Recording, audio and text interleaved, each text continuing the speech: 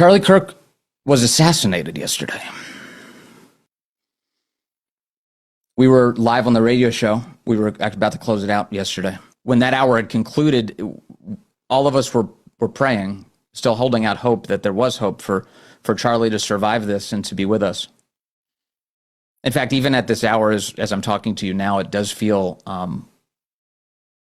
it still feels like he's alive. Charlie Kirk is alive. He's 31 years old. He's not only is he alive, he's going to be here forever. It's definitely the thought that just keeps running through my mind, and yet that of course is not true.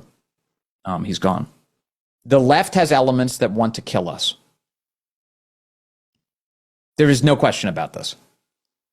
I mean, how could anyone question it? You just saw it happen yesterday.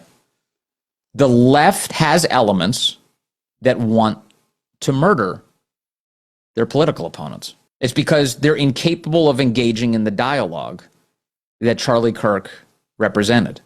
Charlie Kirk was a guy who just said, hey, let's have a conversation. The people who would pick up a rifle to kill him are the weak-minded lefties who've been inflamed to take out the people who want to have that dialogue. These things happen. If you know history, you can detect the elements here. And there's a chaos that the United States has experienced before, certainly in the middle of the last century. But I want to take you back a little over a century ago and remind you of the words of Teddy Roosevelt.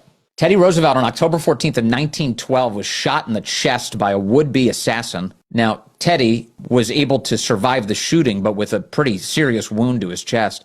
And he walked in and he gave the speech anyway. And when he walked in to give the speech, he announced to the crowd that he wasn't surprised that an assassin had tried to kill him. And here are the words that he used back then, and I think they're instructive for us now. He said, now, friends, of course, I do not know, as I say, anything about him. But it is a very natural thing that weak and vicious minds should be inflamed to acts of violence by the kind of awful mendacity and abuse that have been heaped upon me for the last 3 months by the papers in the interest of not only Mr. Debs, but of Mr. Wilson and Mr. Taft. In other words, what Teddy Roosevelt was saying at the time is, my political opponents have lied about me so viciously that there are weak and vicious minds who are being inflamed, who are taking up arms against me, not for legitimate purposes, but instead to eliminate me. And now a vicious,